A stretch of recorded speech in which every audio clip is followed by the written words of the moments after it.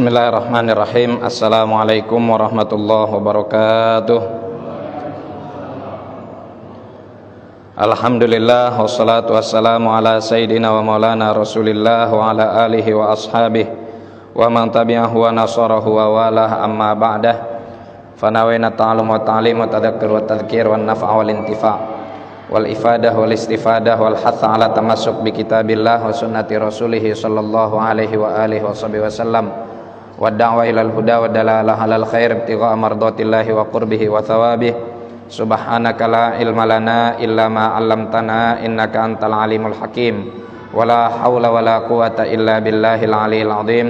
Allahumma inna na'udzubika min ilmin la yanfa'u, min qalbin la yakhsha, wa min batnin la yashba', wa min du'ain la yustajabu laha bi rahmatika ya arhamar rahimin. Para jamaah sekalian yang dimuliakan oleh Allah Subhanahu wa taala dan yang saya hormati segenap DKM Masjid Jami Al Muhajirin, yang mudah-mudahan semua kita senantiasa mendapatkan taufik dan inayah dari Allah Subhanahu wa taala. Syukur kita kepada Allah Subhanahu wa taala atas segala karunia nikmat-Nya. Salawat dan salam semoga senantiasa terlimpah curahkan kepada baginda Nabi Muhammad sallallahu alaihi wa alihi wasallam. Para jamaah sekalian yang dimuliakan oleh Allah Subhanahu wa taala, pada pertemuan yang sebelumnya kita telah selesai membahas tentang penggunaan wajan atau wadah yang terbuat dari emas dan juga perak. Sekarang kita masuk kepada pembahasan baru, yaitu masalah ijtihad. Ya. Apa itu masalah ijtihad? Secara bahasa, ijtihad itu artinya adalah kesungguhan. Ya. Ijtihada yajtahidu itu artinya adalah kesungguhan, bersungguh-sungguh. Thalibun mujtahidun, santri yang sungguh-sungguh. Lawannya adalah thalibun mutakasilun, santri yang bermalas-malasan. Lalu apakah yang dimaksud dalam bab ijtihad dalam fikih itu artinya adalah bersungguh-sungguh, sehingga kita memahaminya sebagai satu bab yang mengajarkan kita untuk sungguh-sungguh dalam ibadah, sungguh-sungguh dalam apa gitu. Bukan itu yang dimaksud. Ya, ijtihad yang dimaksud di sini bukan ijtihad pengertiannya secara bahasa, yang artinya adalah bersungguh-sungguh. Tapi ijtihad yang dimaksud di sini adalah badlul majhud fi tahsilil maqsud. Ya, definisi dari ijtihad di sini adalah badlul majhud fi tahsilil maqsud. Mengerahkan segala kemampuan untuk menggapai sebuah tujuan. Lo maksudnya apa ini? Mengerahkan segala kemampuan untuk menggapai sebuah tujuan. Jadi gini, terkadang ada dalam masalah fikih kita dihadapkan pada satu permasalahan di mana kita atau di mana permasalahan tersebut dilematis, sehingga menuntut kita untuk mengerahkan pikiran kita agar kita menentukan satu dari beberapa pilihan. Karena biasanya perkara yang dilematis itu disebabkan karena ada kemiripan, maka kita anggap sebagai sebuah atau sebagai sesuatu perkara yang dilematis. Contoh, ya, dalam kehidupan misalkan saya dilematis nih, apakah saya harus ninggalin pekerjaan ini atau enggak? Kalau saya masih tetap berada di pekerjaan ini, capeknya doang, gajinya kecil, gitu.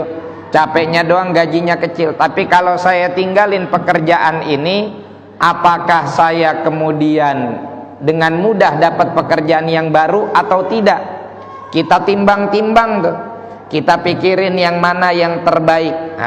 Ini perkara yang dilematis. Dalam masalah fikih ada beberapa perkara yang dilematis yang menuntut kita untuk mengerahkan segala kemampuan kita agar kita mendapatkan sebuah kesimpulan dari perkara yang dilematis tersebut. Nah, masalah-masalah ini biasanya adanya di dalam permasalahan toharoh, ada di dalam permasalahan najasah, dan ada di dalam permasalahan munakahat, pernikahan. Hanya saja para fuqaha dalam kitab-kitabnya mereka membahas bab ijtihad itu pada bab toharoh. Tinggal nanti dalam masalah-masalah yang lain kita kiaskan atau kita ukur dengan apa yang telah dibahas oleh para fuqaha dalam babut toharoh. Ya, jadi kata kuncinya bahwa pelajaran yang saat ini akan kita bahas yaitu pelajaran yang membahas tentang masalah ijtihad. Satu. Yang kedua, kata kuncinya adalah bahwa ijtihad itu merupakan usaha kita untuk menggapai sebuah kesimpulan dari dilema yang kita hadapi. Dilemanya apa? Dilemanya dalam masalah toharoh, misal bapak masuk ke dalam rumah, kemudian bapak pengen berwudu. Begitu bapak pengen berwudu, kebetulan sanyoknya airnya mati, sehingga nggak bisa wudu dari keran. Lalu di hadapan bapak ada dua buah ember,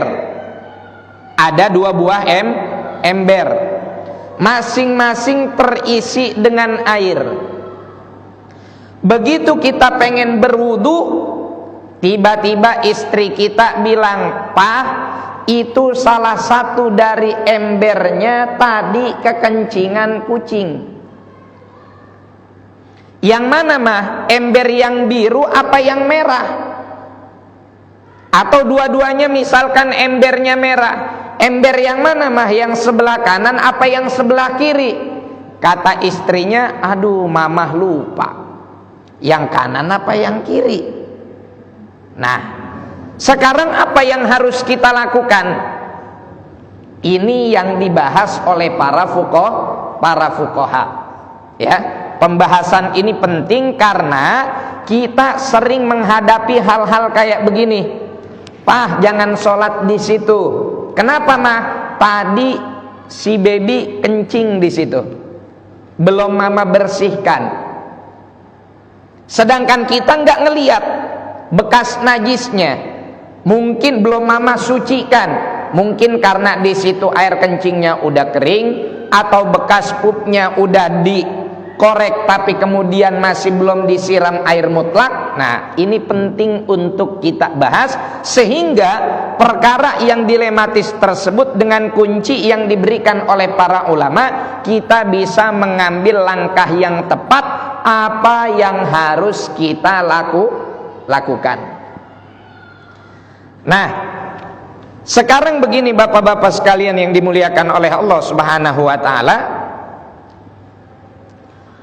Kata ulama begini, walau akhbarahu bitanajjusihi thiqatun wa bayyana sabab au kana faqihan muwafiqan i'tamadahu. Kalau bapak atau ibu atau siapapun ya, kita begitu masuk ke rumah, kasusnya kayak tadi, istri ngasih tahu bahwa salah satu dari ember tersebut itu najis atau mutanajis, maka kita lihat dulu. Kalau yang ngasih informasi kepada kita adalah orang yang thiqah, siapa itu orang yang thiqah? Orang yang terpercaya. Kriterianya seperti apa? Kriterianya adalah orang yang tidak melakukan dosa besar, ya, dan juga tidak terus-terusan melakukan dosa kecil. Ini thiqah, terpercaya. Waduh, bagaimana kalau dia pernah melakukan dosa besar? Kalau pernah melakukan dosa besar, kemudian dia taubat, maka adalahnya atau kethikohannya bisa kembali lagi. Ya, bisa kembali lagi. Bapak tahu di rumah yang ngasih tahu adalah istri. Istri bapak, masya Allah, solihah, keluar rumah senantiasa nutup aurat. Kemudian sholat 5 waktunya dijaga, ya, sama suami taat. Nah, ini thiqah. Tapi kalau seandainya yang ngasih informasi kepada kita orang yang terang-terangan ninggalin sholat dengan sengaja, ya, maka ini enggak thiqah, ya. Sehingga kalau yang ngasih informasi kepada kita adalah orang yang thiqah, satu. Yang kedua, bayanas sabab. Selain dia thiqah, dia juga ngasih tahu penyebab air tersebut nggak bisa digunakan. Ya, harus 2 tuh. Walaupun dia mungkin tidak paham dengan urusan fikih. Misal istri ngomong sama kita, "Pah, begitu bapak mau wudu," istri bilang, "Pah, itu tadi embernya kejatuhan cecek, bukan bangkai cicak, kejatuhan cecek hidup." Dipikir si istri, kalau ada cecek kecebur di ember, itu bikin ember jadi mutanajis airnya. Ya, ini kan berarti si istri enggak paham fikih. Ya. Nah, kalau dia menjelaskan, dia thiqah dan menjelaskan, maka apa yang harus kita lakukan? Yang harus kita lakukan adalah kita berpegang kepada informasi yang dia berikan untuk menghasilkan kesimpulan dari apa yang kita lakukan. Ya, contoh, bapak datang ke rumah, istri bapak solihah, rajin ngaji, ya, ngaji Al-Quran, cuma nama fikih misalkan gak terlalu paham. Terus dia bilang, begitu bapak mau wudu, "Pak, salah satu dari embernya ini kemasukan tai cecek." Maka kita harus pegang omongannya. Kata istri, "Yang mana?" "Tuh, yang ember biru, sampingnya ada merah ada biru." Berarti yang biru udah nggak boleh kita pakai. Walaupun begitu kita lihat tai ceceknya nggak ada.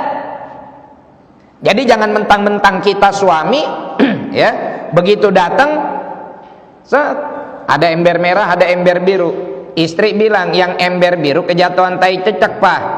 Pas kita lihat, "Allah, mana nggak ada tai ceceknya." Terus bapak wudu pakai ember yang tadi diinformasikan sama istri habis kejatuhan tai cecek, nggak sah wudunya. Tidak sah wudunya. Kenapa? Karena si istri kategorinya thiqah, sekaligus apa tadi? Menjelaskan penyebab najisnya air tersebut. Oke? Kalau dia hanya sekedar thiqah tapi tidak menjelaskan penyebabnya, dia thiqah, sikoh doang, nggak menjelaskan penyebabnya. Begitu kita mau wudu, istri bilang, "Pah, salah satu dari airnya itu kena najis." Najisnya apa, Mah? Nggak tahu. Kena kencing? Nggak tahu, kayaknya najis saja. Mama ngelihat proses kena najisnya? Enggak menjelaskan, cuman bilang itu mutanajis. Itu berarti kita nggak ambil omongannya. Bapak pakai salah satu dari dua-duanya, silahkan. Kenapa? Karena informasinya nggak bisa kita terima. Kenapa nggak bisa kita terima? Karena dia hanya sekedar thiqah dan belum tentu dia paham hukum. Juga karena dia tidak menjelaskan penyebabnya. Ya, itu satu. Yang kedua, atau bukan dan, berarti pilihan. Bisa jadi yang menginformasikan kepada kita orang yang faham fikih. Orang yang faham fikih. Cuma masalahnya dia tidak menyebutkan penyebabnya. Orang faham fikih Apakah harus seluruh bab fikih? Enggak, cukup pada bab toharoh. Misalkan Pak Haji karena udah ngaji bab toharoh, udah paham nih urusan bab toharoh, ya. Begitu Bapak Haji yang baju hitam datang pengen wudhu, dikasih tahu sama Pak Haji yang baju putih, Pak, itu salah satunya airnya mutanajis. Tapi nggak dijelasin penyebab najisnya apa. Maka ucapannya bisa kita jadikan pegangan. Nggak boleh kita wudhu dari air yang tadi divonis mutanajis oleh Pak Haji tadi. Kenapa? Karena beliau faham fikih. Nah, kalau orang yang faham fikih di sini, maka disyaratkan satu syarat apa? Satu madhab. Loh, kenapa harus satu madhab? Karena khawatir kalau tidak semadhab, maka apa yang diyakini oleh dia dalam hal najasah tidak sama keyakinannya dengan kita. Contoh, dalam madhab Malik, ya, air atau sesuatu yang basah dari anjing itu nggak najis. Kalau kita bagian yang basah dari anjing itu najis dan bahkan najis mughalladah dalam madhab Syafi'i. Dalam madhab Malik enggak. Ya, dalam madhab Maliki enggak. Kayaknya saya butuh papan tulis nih malam ini, ya. Dalam madhab Malik, basahan anjing, baik itu liurnya atau bulunya, yang basahan yang kecipratan dari bulunya atau ingusnya, itu nggak najis. Yang najis dia cuman pipis sama pupnya aja. Tapi kalau kita dalam madhab Syafi'i, semua yang basah dari anjing hukumnya najis mughalladah. Nah ini kalau misalkan kita nggak semadhab, saya madhab Malik, Bapak mau wudhu ke situ, saya bilang, Pak, itu airnya suci, ya. Ternyata bekas kecelup sama anjing. Berbeda, padahal pada hakikatnya air tersebut najis, gitu.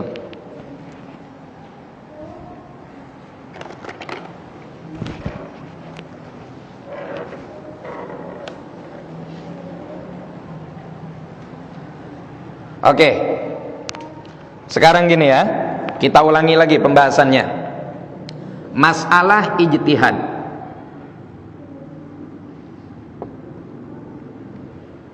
Ya. Kita pengen melaksanakan toharoh, pengen bersuci.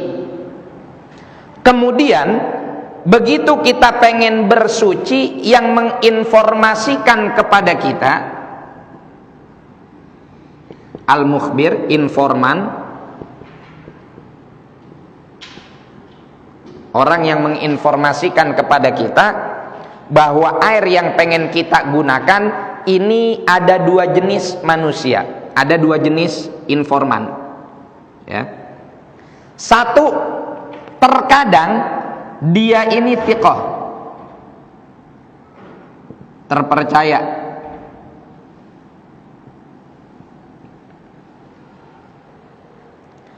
Kalau dia ini orang yang terpercaya dengan syarat tadi, tidak melakukan dosa besar, juga enggak terus-terusan demen melakukan dosa kecil, ya, sesekali melakukan dosa kecil yang enggak jadi masalah, ya, karena manusia pasti punya salah dan dosa. Atau dia pernah melakukan dosa besar kemudian dia taubat, maka dia tetap dihukumi thiqah.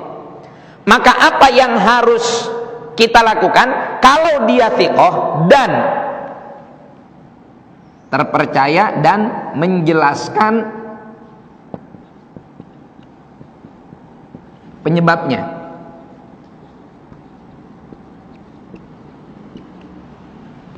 hukumnya apa? Hukumnya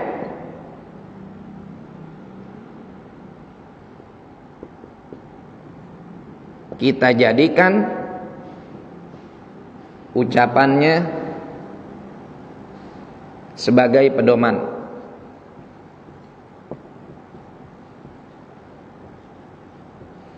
Kasusnya gimana?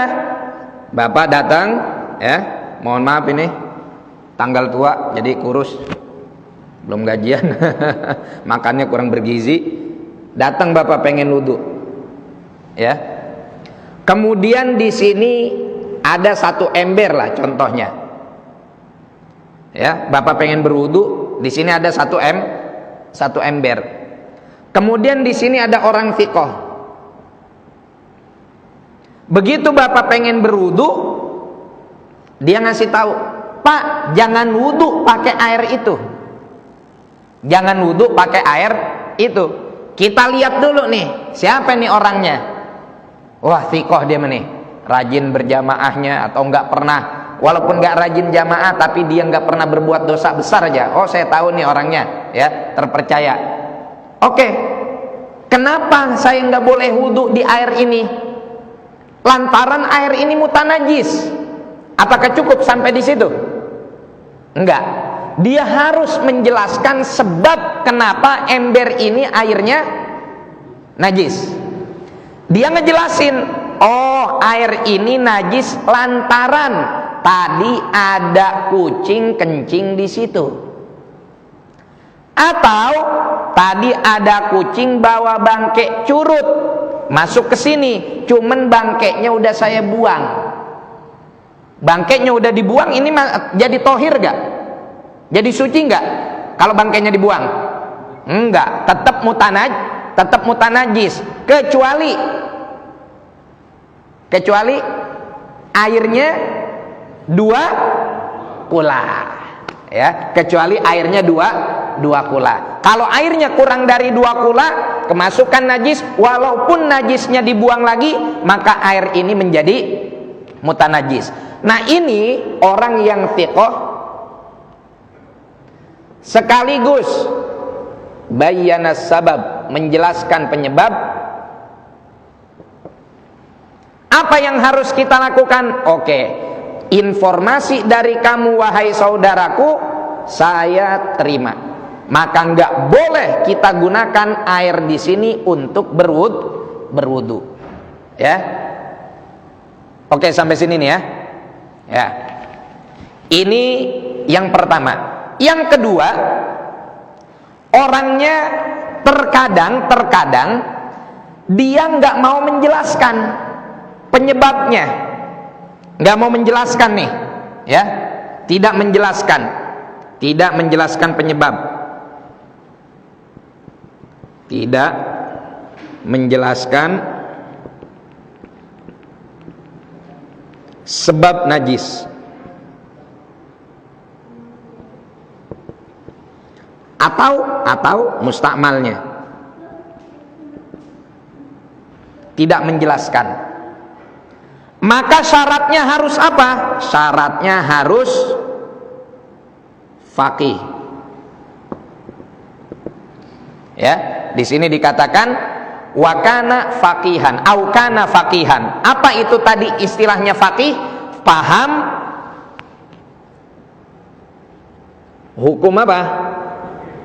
Hukum bersuci.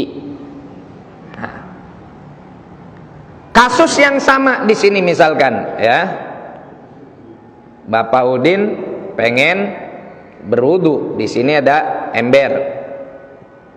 Di sini berdiri siapa? Ustadz Jelani. Ustadz di sini, faham fikih atau siapapun lah. Datang Pak Udin sini, pengen berwudu. Pas pengen wudu, kata Ustadz, Pak Udin jangan wudu di sini, airnya mutanajis. Dia nanya, kenapa Ustadz mutanajisnya? Si Ustadz nggak ngejawab. Si Ustadz tidak menjawab. Boleh nggak kita sandar, kita pegang nih ucapan si Ustadz? Boleh. Bukan boleh, bahkan nggak boleh kita kemudian berwudu dengan air di sini, meskipun beliau tidak menjelaskan. Kenapa? Karena beliau faqih, paham fikih. Juga syarat yang selanjutnya adalah muwafiqon lil madhab. Satu madhab dengan kita.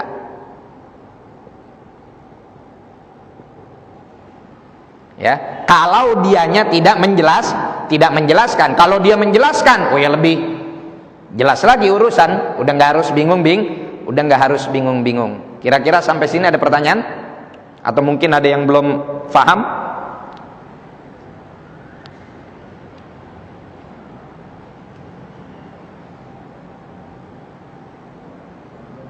Hah? Jelas ya? Oke. Alhamdulillah.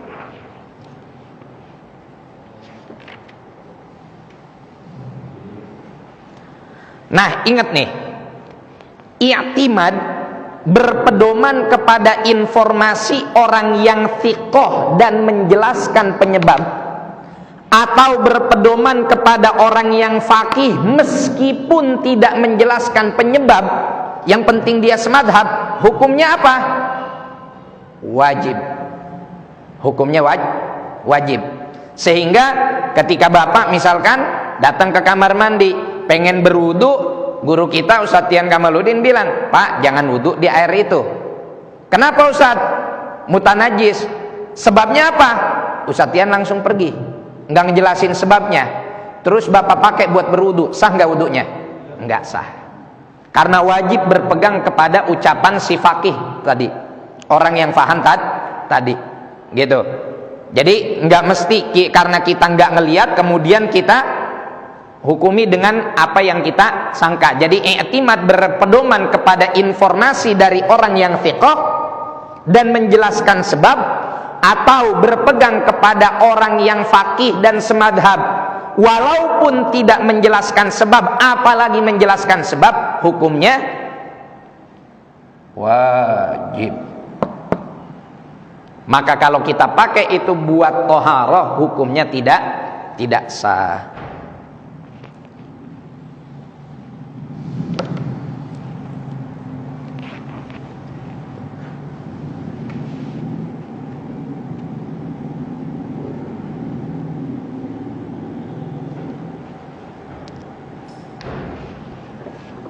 Bismillah.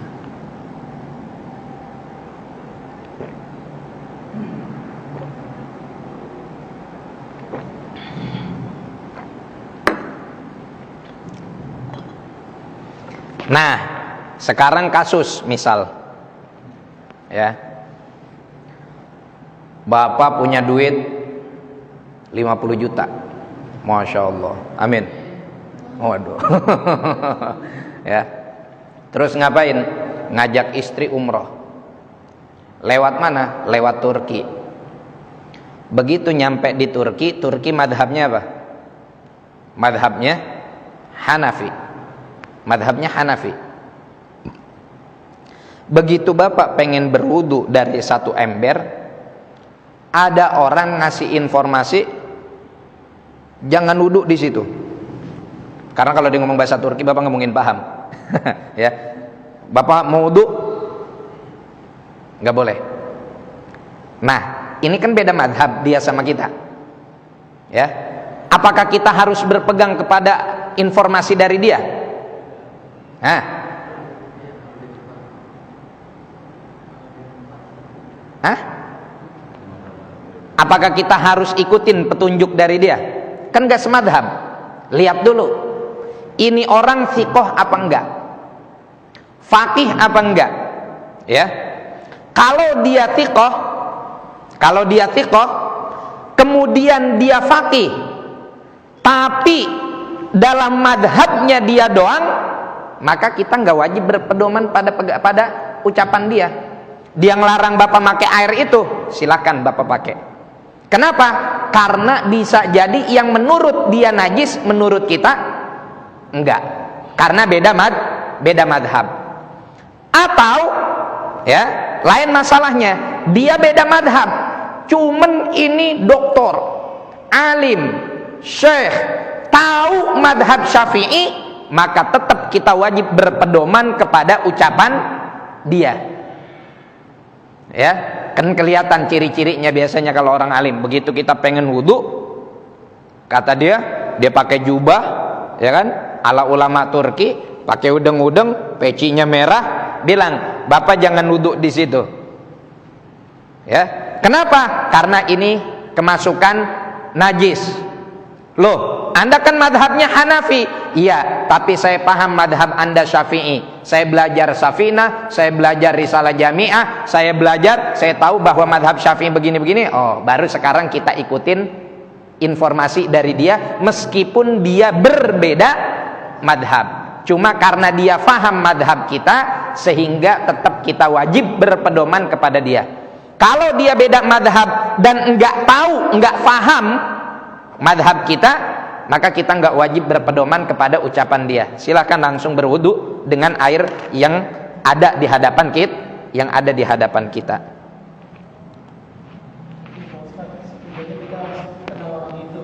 Ya, kenal orang itu. Kalau dia ngasih informasi, ya, kita tanya sama dia, Bapak ngasih informasi ke saya, ini air mutanajis, madhab Bapak apa? Kan udah jelas tuh, kalau kita datang ke beda negara, Pak, madhabnya juga biasanya berbeda. Oh, saya madhab Syafi'i misalkan, karena saya datang dari Yaman, saya kesini juga lagi ziarah, lagi jalan-jalan. Oh, karena dia dari Yaman, satu madhab sama kita, ya udah kita ikutin, walaupun tidak menjelaskan penyebab najisnya. Ya, begitu kita tanya, Bapak dari mana? Saya orang Turki.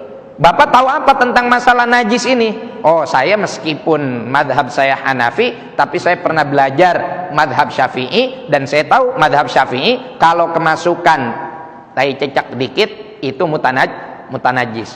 Kalau di madhab saya enggak mutanajis ini, ya. Walaupun air sedikit kemasukan najis, selama tidak berubah salah satu dari 3 warnanya, ini enggak najis. Tapi karena kamu Syafi'i, walaupun dia kemasukan najisnya sedikit, selama airnya masih sedikit, maka itu mutanajis. Saya paham itu. Oh, Masya Allah. Ya udah kalau gitu, berarti sekarang kita pegang omongan dia. Jangan kita wudhu dari air tersebut. Cari air yang lain. Ini juga penting nanti, bukan hanya dalam masalah air. Dalam masalah kita tempat sholat. Ya, tempat sholat tadi. Misalkan kita pengen di rumah tadi, ya, mau gelar pengen sholat di situ, istri bilang, Pak, itu ada najis belum mama sucikan. Itu ada najis belum mama sucikan. Jangan sholat di situ. Nah, lihat bapak kenal istri sendiri kan? Ya, fikoh apa enggak? Ya. Fikoh apa enggak? Oh, istri saya tukang ngabisin duit belanjaan. Ya, itu mah anggapannya masih fikoh, itu memang kebiasaan ibu-ibu mah kayak begitu, namanya duit belanja habis. Tapi kalau ibu-ibu duit belanja habis, rumah tenang. Beda sama bapak-bapak. Bapak-bapak jajannya buat sendiri. Kalau ibu-ibu jajannya buat keluarga. Biasanya kayak begitu. Ya. Wa kharaja bithiqah as-sabi wal majnun wal fasik fala yuqbalu khabaruhum illa in balagha ghairul majanin adadut tawatur au akhbaro an fi'li nafsi ka qaulihi bultu fihi aw waqa'a fil qalbi sidquhu fayajibu hina idin qabulu khabarihim walau wahidan. Sekarang ada masalah baru, ya.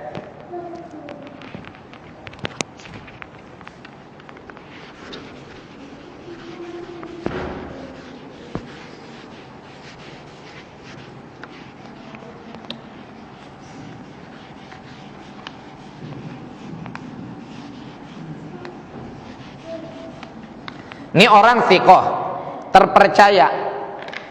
Berarti selain thiqah, ada 3 jenis orang yang kalau ngasih kita informasi tentang masalah najis, kita tidak percaya. Siapa? 1, kharaja, dikecualikan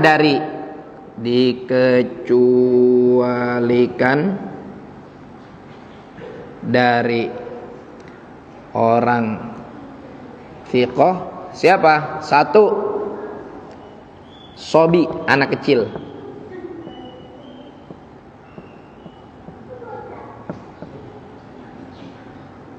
Yang kedua, majnun. Siapa majnun? ODGJ. Ngomong orang gila ntar tangkap polisi zaman sekarang. Yang ketiga siapa? Fasik.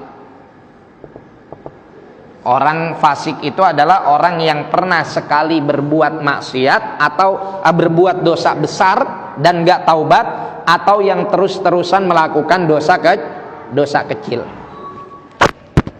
Nah ini Pak,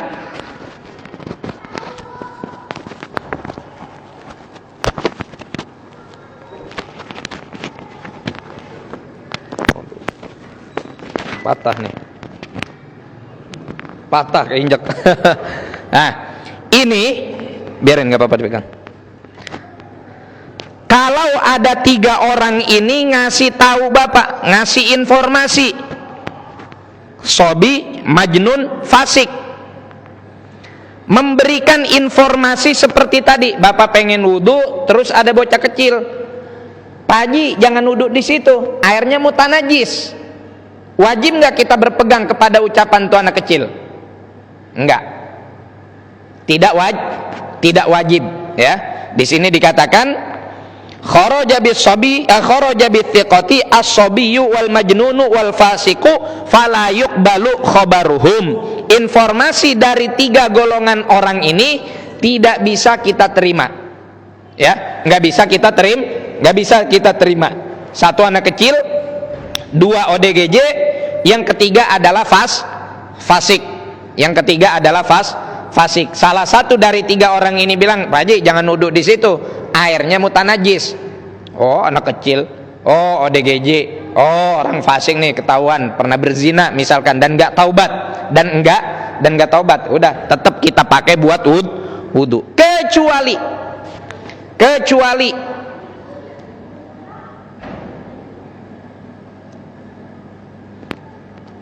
kecuali jumlah yang menginformasikan jumlahnya jumlah mutawatir. Jumlah mutawatir itu ulama berbeda pendapat. Yang penting adalah jumlah yang sekiranya kalau jumlah tersebut ngasih informasi, kita yakin mereka enggak bohong. Ya, ada yang mengatakan 40, ada yang mengatakan 30, ada yang mengatakan 17. Tapi biasanya tidak kurang dari 9. Ya. Ada anak kecil, kita pengen wudhu. Ada anak kecil di situ 40 orang. Oh, Pak Haji jangan wudhu di situ, air mutanajis. Nah, kita terima ucapannya boleh, kita tinggalin ucapannya juga boleh, ya. Kenapa? Oh wajib kita terima ucapannya kalau jumlahnya mutawatir, ya.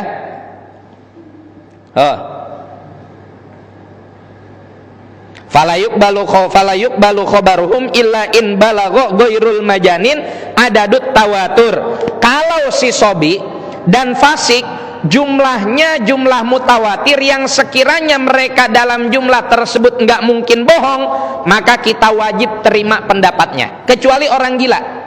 Orang gila ada 40, ODGJ ada 40 bilang, Pak Haji jangan duduk di situ, airnya mutanajis. Boleh nggak kita wajib nggak kita sandarin ucapannya? Kagak, nggak wajib. Ya, bahkan nggak boleh. Kenapa? Karena dia ODGJ. Tapi kalau yang jumlahnya mutawatir ini sobi dan fasik, boleh kita terima. Satu tuh ya, jumlahnya mutawatir. Atau sobi dan juga fasik ini yukhbiru an fi'li nafsih, ya, au akhbaro an fi'li nafsihi. Apa artinya? Menginformasikan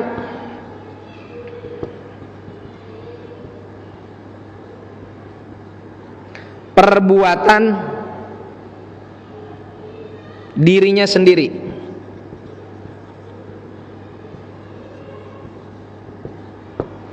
Jumlahnya nggak mutawatir nih, jumlahnya nggak mutawatir. 1, begitu bapak pengen wudhu, ya, bapak pengen wudhu di ember, cucu bapak bilang, Atau anak bapak yang masih kecil bilang, "Pah, jangan nuduh di situ. Tadi dedek kencing di situ."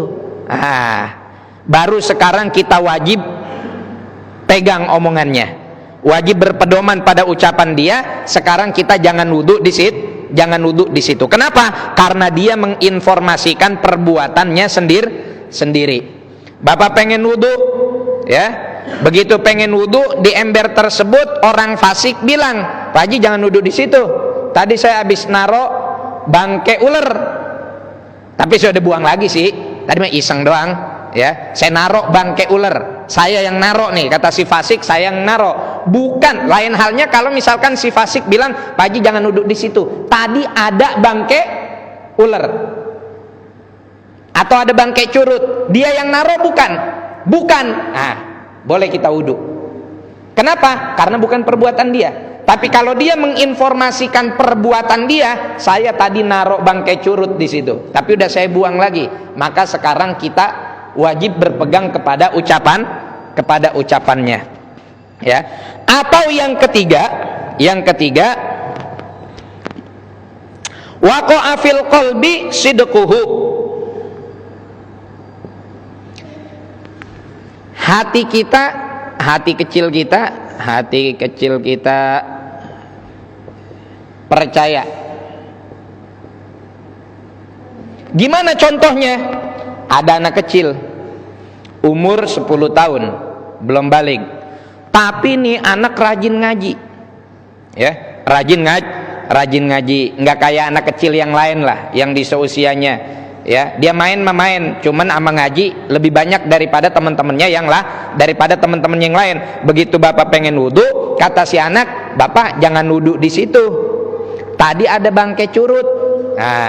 Kita lihat, waduh, anaknya Ustadz ini nih, dia mengaji TPA-nya rajin.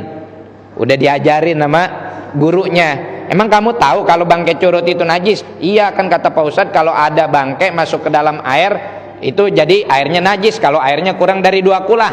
Kan percaya tuh di hati kita. Walaupun ini informasi anak kecil, tapi tetap kita terima informasinya, ya. Jadi ini 3 yang dikecualikan. Kalau majnun, mau kondisi dia mutawatir kek, cerita perbuatan dia sendiri kek, atau hati kecil kita percaya, itu enggak wajib kita pegang. Nggak wajib kita pegang ucapannya, kecuali kita ngelihat sendiri itu ODGJ lagi meletakkan najis di dalam air tersebut. Karena itu mah namanya bukan ijtihad lagi, emang kita ngelihat. Nah, sampai sini dulu. Kira-kira ada pertanyaan?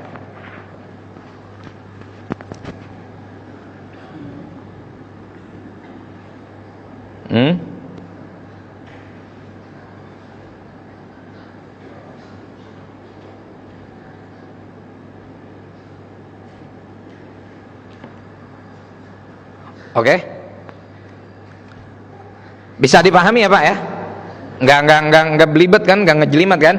Sehingga kesimpulan pengajian kita pada malam hari ini tentang masalah ijtihad ini belum selesai nih, baru satu bagian dari masalah ijtihad. Kesimpulannya,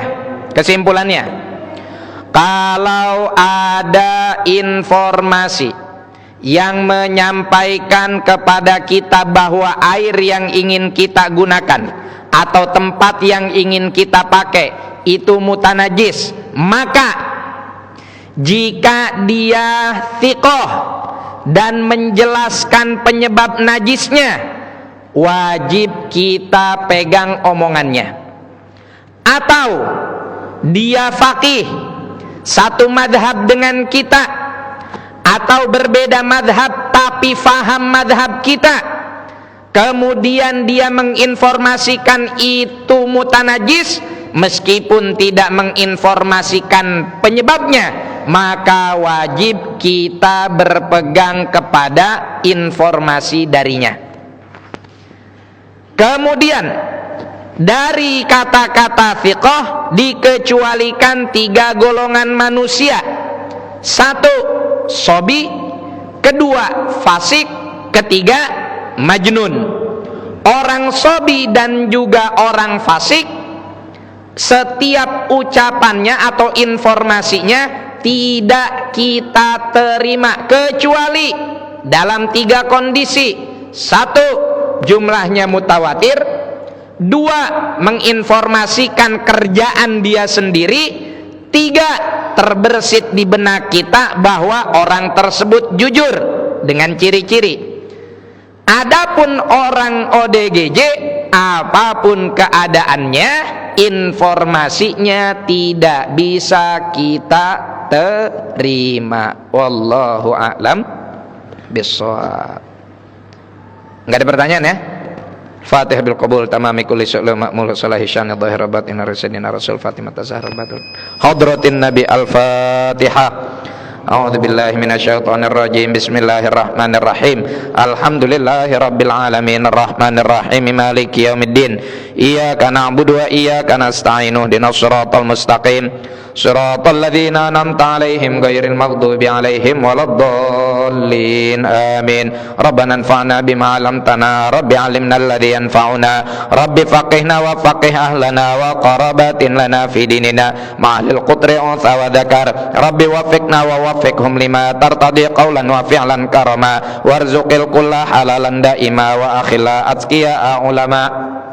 Nuhdha bil khairi wa nukfa kulla syarr rabbana wa aslih lana kulla syu'un wa aqirra bir ridha minkal uyun waqdi anna rabbana kulla duyun qabla an ta'tiyana rusulul manun waghfir wastur anta akraman satar wa salatullahi takshal mustafa man ilal haqqi da'ana wal wafa bi kitabin fihi linnasi shifa wa alal alil kirami syurafa wa ala sahbil masabihil gurar. Allahumma hdina bihudak waj'alna mimman yusari'u fi ridak wa la tuwallina waliyan siwa wa la taj'alna mimman khalafa amraka wa asak wa hasbunallahu wa ni'mal wakil wa la hawla wa la quwata illa billahil aliyyil azim. Ya rabbana atarafna bi annana iqtarafna wa annana asrafna la ladha ashrafna fatub alaina tauba taksil li kulli hauba wastur lanal aurati wa aminir rawati waghfir li walidina rabbi wa mauludina wal ahli wal ikhwani wa sairil khilani wa kulli dhi mahabbah au jiratin au suhbah wal muslimina ajma amin ya rabbi isma fadlan wajudan manna la biktisabi minna bil mustafa rasuli nahdha bi kulli suli bil mustafa rasuli nahdha bi kulli suli bil mustafa rasuli nahdha bi kulli suli sallallahu wa sallam rabbi alaihi addal habbi wa alihi wa sahbi idada tashi suhbi walhamdulillahi fil bad'i wat tanahi subhana rabbika rabbil izzati amma yasifun wa salamun alal mursalin walhamdulillahi rabbil alamin fi kulli lahdatin abada adada khalqihi wa ridha nafsi wa zinata arsy midada kalimati. Kurang lebihnya saya mohon maaf. Assalamualaikum warahmatullahi wabarakatuh.